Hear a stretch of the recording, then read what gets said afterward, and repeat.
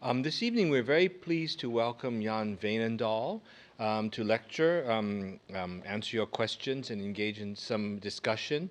Jan wrote a pioneering book. I forget the date, but it's quite a while ago. A really pioneering book on the furniture of Batavia, Sri Lanka, Indonesia, and India. And it really considered the role that the Dutch patronage played in the making of furniture in Asia. But more than that, the discussion of this network of trade, of consumption, through inventories, through records, through documents, we see that the world was very interconnected and actually much more complex. And so while it was ostensibly about the Dutch, in fact, it was about much more. We art historians and museum people are sometimes still guilty of looking at the world in terms of defined, strictly fenced spheres of influence, whether that's China or India, or in the colonial age, we think of the Portuguese, the Dutch, and the British as being quite separate. I mean, they were separate politically, they were often at war, they had competing trading empires, but in fact, much of what they did had strong similarities.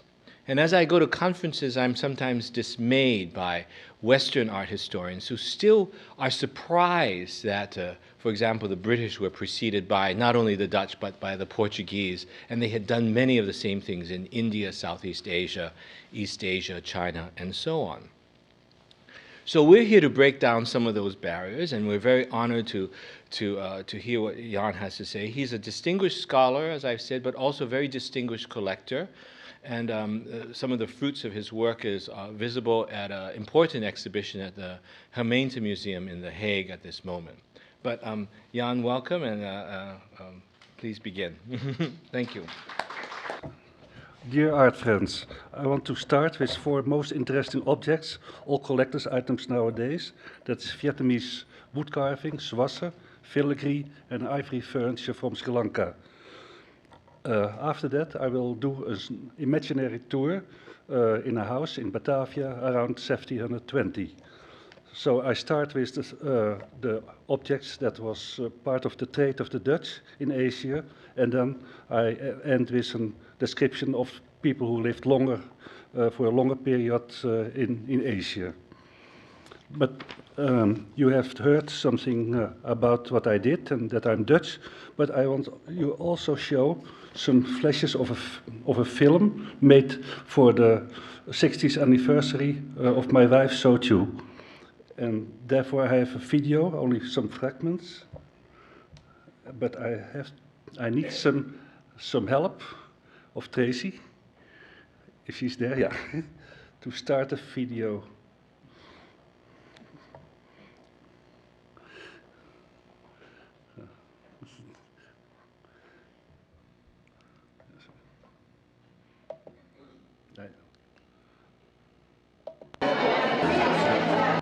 This only part is our friends, and as you can see, our house, we live in a modern house, there's all this antique stuff inside.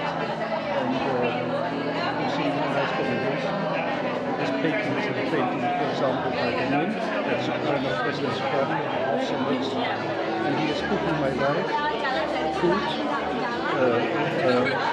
She has cooked it herself. Some nights before, some days before, and if we are about to eat. Just with water in the middle. So that is how I live in Holland, with my friends and my wife.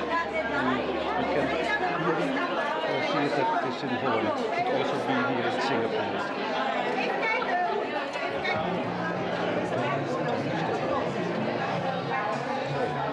Food.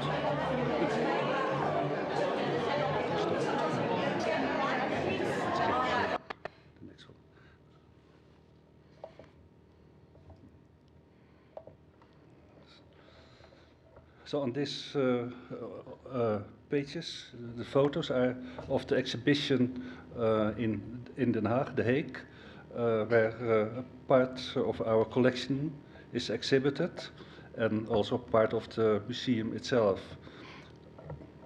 So then you have an idea what is happening there at the moment.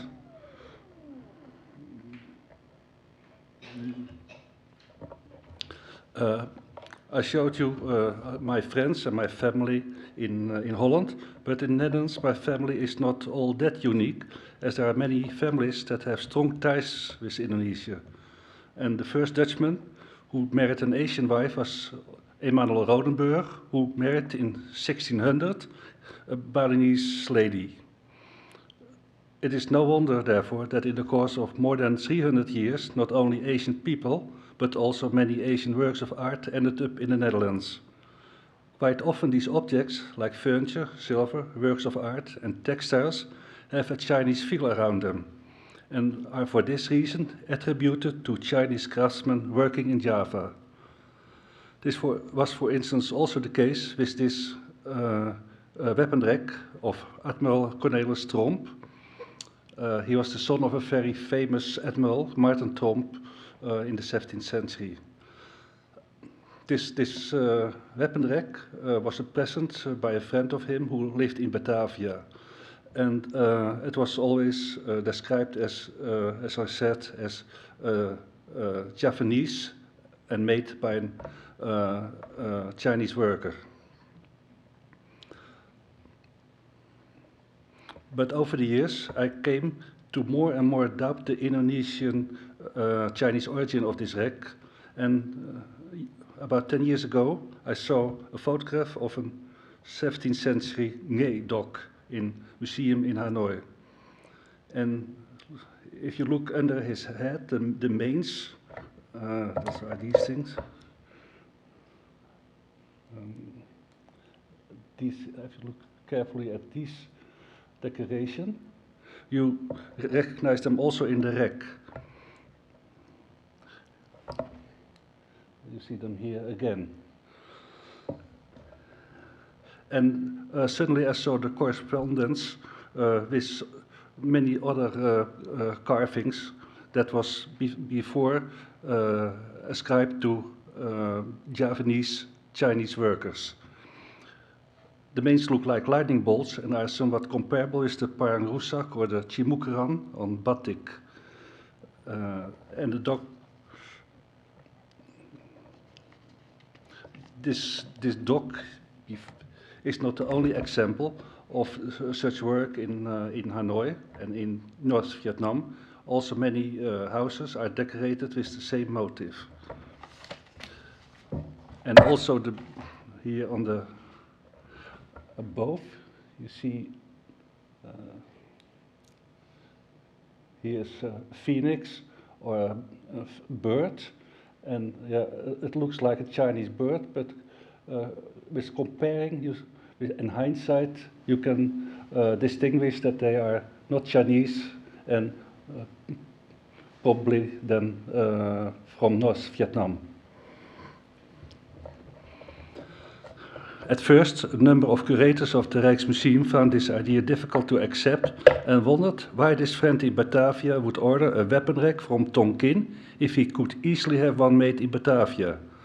However, because it had earlier already been thought that the weapons on the rack came from Vietnam and not from Japan, this observation fully agreed with the origin of the rack itself.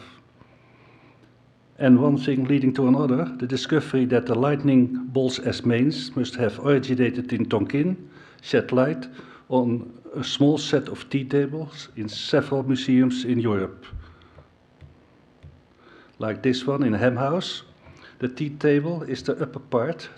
The lower part is an addition, a European addition in the 17th century to make the height comfortable for the Europeans. Here's the same one, but more in the original setting.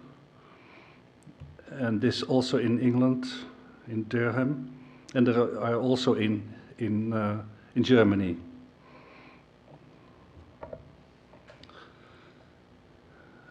These tea tables in Ham House